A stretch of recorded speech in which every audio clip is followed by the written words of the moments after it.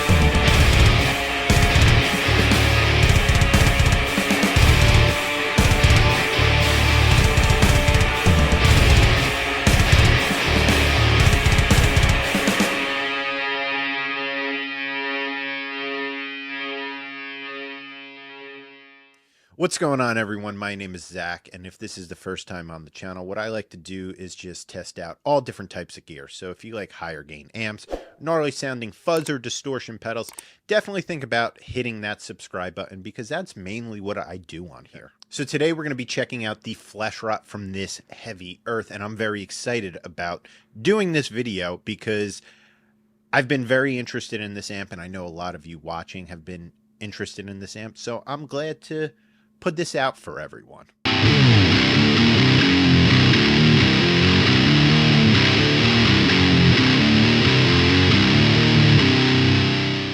The Fleshrot is a Class D 200 solid state head.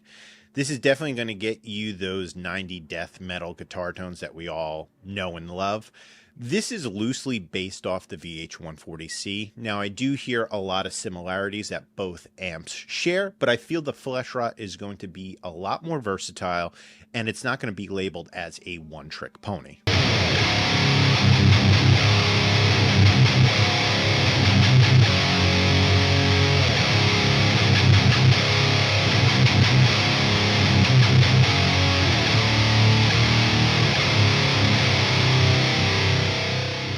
Now, this has one really cool feature that I really like a lot. So on the front of the amp, you have a switch that says preamp. If you switch that down, what that's going to do, it's going to eliminate the preamp section of this amp, only giving you the power section, which is going to be a very clean platform. So for somebody like me who's demoing a lot of preamp pedals, just pedals in general, that's great because that's going to give me the cleanest platform to get the truest tone out of those pedals. So I thought that was a very, very cool feature that Shea built into this. Now, a few more things I want to mention about this amp that I really like. One, it's great for the traveling musician. This is small, compact, and very, very lightweight. It's 200 watts, so it's loud enough to keep up with any style of band. And I love the snakeskin Tolex on it. That just, to me, screams 90 death metal. I have a GX130C that I'm looking at right now that has some alligator Tolex, so I'm thinking maybe we'll do a GX130C versus Fleshrot shootout pretty soon and see if the alligator or snake wins that one.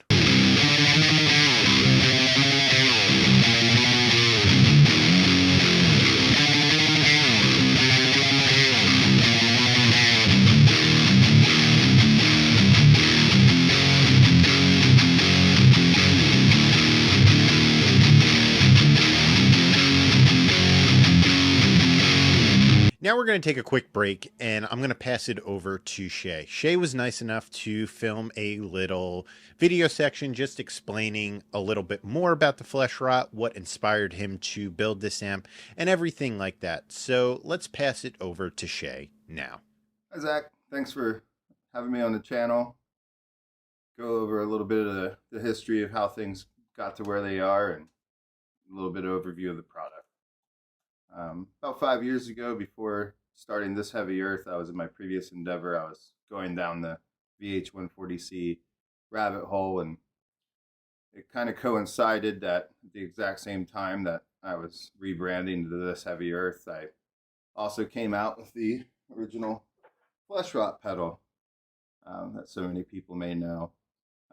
This was much more closer to a clone. It was my first attempt at fixing some of the things that I wasn't 100% happy about in the channel A of the original VH140C, and some of the other pedals at the time that were out really lacked for me. But I always knew this was just going to be a jump off point. And at that point in time, there actually was already plans, and I was working on Class D solid state amps and had that plan to issue a VH140C amp. So Fleshrot amp's been a long time coming. I think it was shortly after the release of this item, I started to dive into more of the mods that you're familiar with today in the Fleshrot 2 format. And that's when I really started to find myself happier with the circuit. And you get your first version of the amp that was I posted online. I realized I must have gutted this one, but this was that chassis. You'll see it had the preamp, defeat, standby, all the additional controls, and already the spot for the 9-volt out in the back. And I used this for quite a while. A lot of friends in the area and stuff all played this and provided feedback, and we beat the hell out of it at band practices and other things. But eventually I had to shelf this because I do this in my nights and weekends, and really it's no complaint at all. We had enough success with pedals that I just haven't had time in the nights and weekends to build anything that took more effort. I was always filling orders and chasing things. But if you fast forward to about 2 years ago, my wife started to help me out with things here at This Heavy Earth, and helping started with shipping and different things, but eventually led into her taking a full-time role 2 Decembers ago. And I realized that was the first time I had an opportunity to build something else and expand the line. So the first thing I did was bring back the amp concept, and it was some low-hanging fruit at first, where I thought maybe it would make sense to help create some funds for this project. So I took at that time, Fleshrot 2 and my higher power amp that I've been selling for several years and have had good success with. And there's been always an ask from people to bring these two together. And that's when we did the short run of the Fleshrot 60, which is, next step up from that. You do get those two devices together, and that is a 60 watt full amp, and then again still maintaining that power, that preamp defeat feature, so that way it's a tool you can use with other preamps. So with as many preamps and I'm always building or designing for myself and testing, I always needed that function. So fast forward a bit, and I found myself asking myself, what would the new Fleshrot look like now that I had the time? And I wanted to get away from this sterile box scenario and give it some character. And that's when I hopped into Fusion 360 and started designing my own custom chassis and some faceplates, and found myself coming out with the idea for Fleshrot 200. So I also have the snakeskin version. I think I can't say enough how much I love the snakeskin version, but do have a whole bunch of different finishes here in run one, with people who have chosen just stained brown, stained black. We've got some purple, bright green. But, aesthetics aside, I'll give you a run over on the features here you'll find on the amp. So we do have the gain stage from channel 1 of the VH140C. I left it a anti-log taper. That's how the original was, and I think a lot of people like to find dialing in there in the top end of that gain is their preference. But for me, I find myself down in the lower half, usually because I'm stacking other things. Sometimes as obnoxiously as VHM2, which is my crucifixion style HM2, but instead of an HM2 gain stage, it's the VH140C gain stage. These things together, it's just stupid. So I usually run this in a pretty low gain setting. We still have our standby and our preamp defeat, so you can feel free to use that with other preamps and options. We've got our master volume that you would expect after the preamp section. And you'll find the original controls here on the top. We've got our low, mids, and treble. And that ultra mid's an interesting one because when it's at full, it's actually flat-ish. And then as you bring it down, it starts to scoot more and more and more. So that is really the character of that channel. But I think it was a conversation I was having with Jerome from AIB where we were talking about some changes to the mids control, and I was showing him my shift as we were talking about moving that control off of the chainsaw frequencies a little more to allow other pedals to really express themselves a little better through that without scooping all of the chainsaws out there. The first thing I did was implement a shift on that, which allows you to move where that mid scoop sits. This is a really cool feature for getting different tones, especially when you're stacking it with other items. But this was one of the first big key features in the Fleshrot 2 preamp that I leaned into. And the other being, there's a pretty heavy low pass filter in there that knocks a lot of the highs off, and I decided to make that variable so that way we could definitely get a little bit of that, less of that blanketed sound that a lot of people feel this amp had, and bring out a little more of that top end sizzle.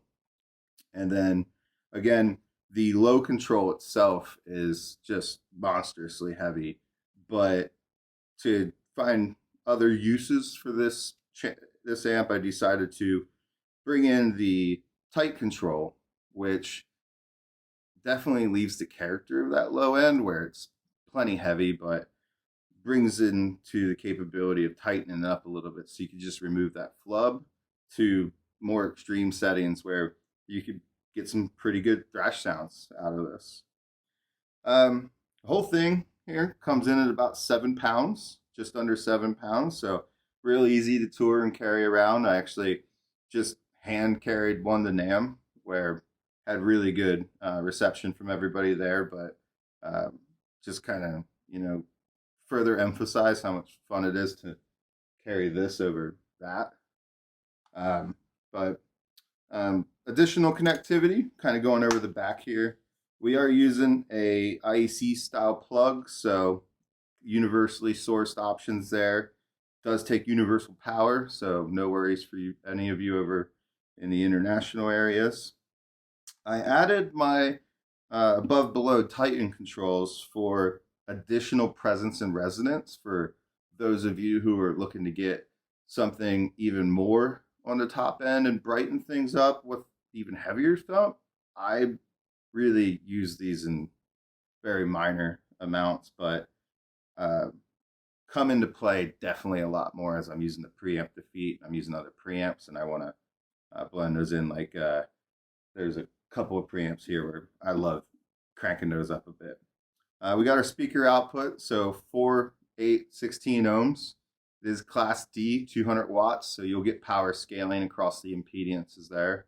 But nice thing is, get to use that and not have to worry about setting your impedance or anything. Also, if you decide to use the effects loop and go direct to a interface or similar, that's fine. You don't need to have a load connected to run it. And then lastly, I did include one of my favorite features, which is a 9-volt, 100 milliamp output. Real nice for if you just want to set and forget a gate or some other type of EQ or effects in the effects loop without having to run any additional power for that pedal. Yeah, that's pretty much a brief overview. Wood, kind of going over a bit of that process. We do build this completely in-house. I make them nights and weekends. Ellen has leaned into the pedal builds for us, so she handles most of the day-to-day operations while I handle R&D and social media, and then the amps. So we have a small shop here that I'm able to, and thanks to the Run One people, I've worked through a lot of this process, but I was able to get my CNC up and running to help get these boards cut a little cleaner, more precisely, less waste. I'm always trying to have less waste in how we do our operations. And then from there, we're taking those across the router table, getting that round over bit on it so that way we can have everything nice and smooth and ready to go sand. Of course, this is all after glue and clamping, but once it's off that router table, that's when I'm going to hit it with the finishing sander and some hand sanding myself to get it to where it needs to be for whichever type of finish has been purchased. And then the Tolex or stain that has been selected is the next in the process. And that is, again, something I do here at home. So it really is a multi-step process and very rarely incorporates any of these getting done in one day. I've been very thankful for the individuals in Run One for being patient with me as I fine-tuned that process. So I look forward to seeing the content you've created around this amp and look forward to working together more. If anybody ever has any questions, I always open it up to anyone reaching out to me through Instagram or other social medias. I just normally have Instagram on the phone, not the others, to ask any questions. But Run 2's coming up quick. I'm making really good progress on Run 1. By the time this video comes out, we should be a week or two away from Run 2 coming. I'm working real hard to finish up another half of the builds and get things shipped. So anyone who's purchased Run 1, keep an eye out for shipping. Anyone who's excited for Run 2, there's a notify me when available link on the website. And like I said, should be here towards the end of April. You should see that. So thanks for having me on the channel. Thanks again for doing that, Shea. I really appreciate you taking the time to film that little section. I definitely got a lot more information about this amp that I didn't know about, and hopefully the people watching right now did as well. But let's just cut to the chase. Let's hear how this amp sounds. So for this section, I used a orange 2x12 that is loaded with a vintage 30 and a private jack. I mic'd that cabinet up with a Shure SM57. The first clip is just going to be the Fleshrot on its own, and it's going to sound awesome. But the second clip, I actually boosted this with a Frantone Hep Cat or Hep Cat, however you want to say it. It's an overdrive you really don't see around much just because I think they stopped making these in the 90s, and it's definitely not an overdrive that you traditionally see in metal. But I love the way that they work together, and I think it sounded great. So we're going to be checking that out as well. But I'm just going to stop talking, and let's hear this thing.